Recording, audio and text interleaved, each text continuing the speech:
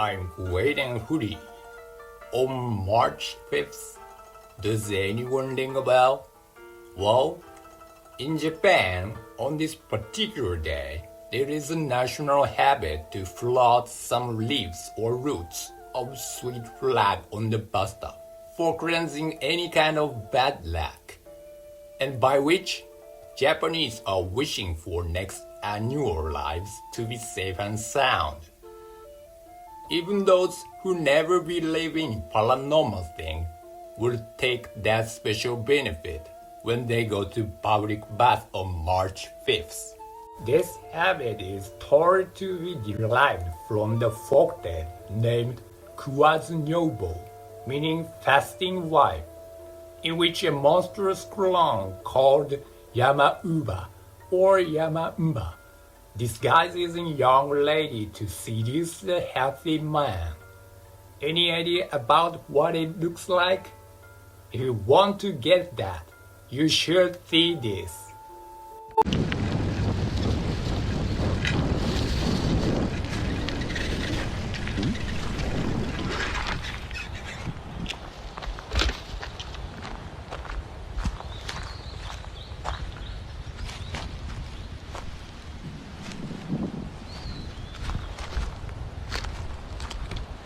The location recorded in this video doesn't look far away from large populations. Obviously, no animal this big residing in any mountain over the land. Ancestors might mistake these creatures from some kind of demons. Out of fear, maybe more like awe, I think.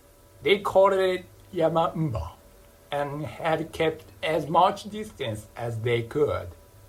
Most of the times, Yamamba is described as a tall, fat, masculine woman like the Hulk from Marvels. There are many folklores telling about Yamamba, lots of kinds and everywhere across the country. Regarding to Kuwazunyobo, several local versions can be seen, for instance, in Tenzawa Iwate Prefecture, Yonezawa Yamagata Prefecture, etc. Over East Japan, the fasting wife is thought to be Yamamba or a demon. On the other hand, West Japan, she is thought to be a giant spider in disguise. Let me give you one of the stories briefly. Long ago, in a place far away, there was a nasty hoarder. He always said, "I wish I had a hard-working but never need for a single grain wife." There was no such thing, of course. Nonetheless, one day, a woman stopped him by and told him that, "I don't need to eat anything ever. I'm a woman only focusing on labor. Could you make me your wife?" Her remark overjoyed him and he welcomed her to his home as a family. The bride did her assignment really hard. He was impressed by that and said, "She doesn't ask for a single grain indeed.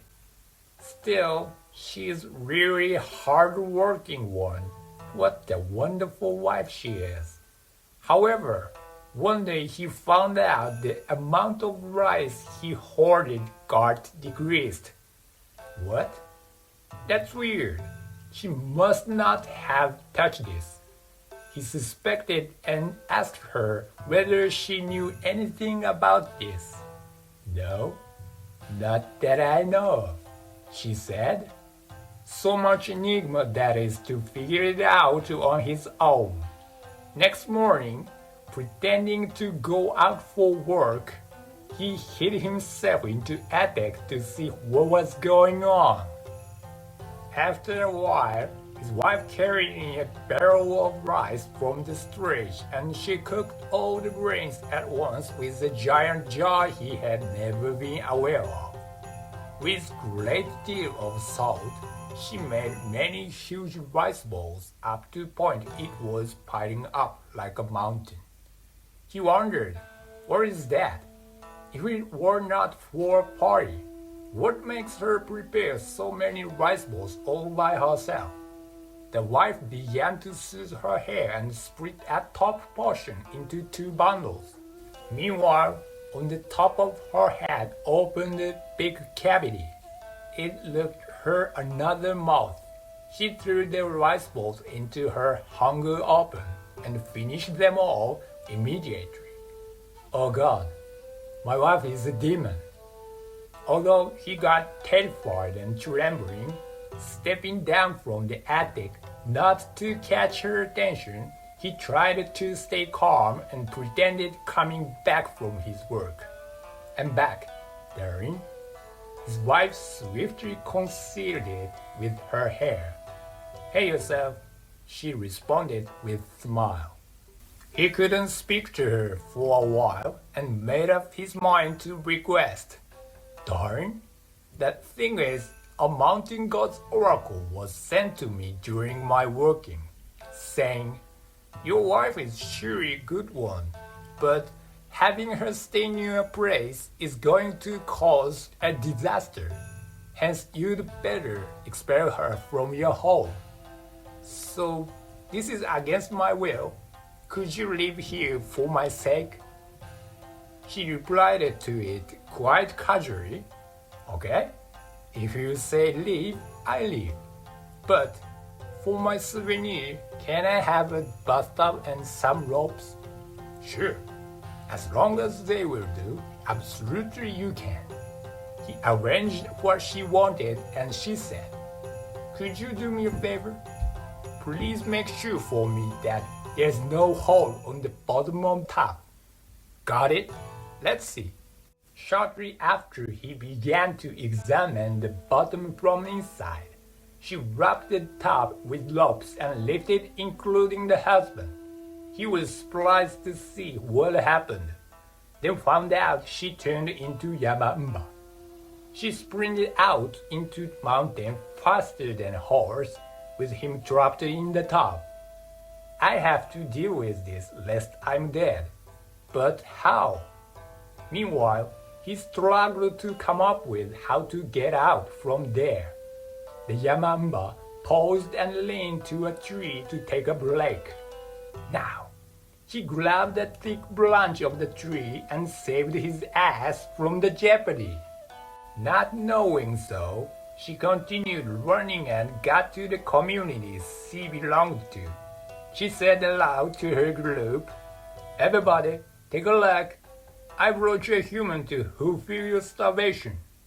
Numbers of demons gathered checking her souvenir, only to find out inside of the tub totally empty.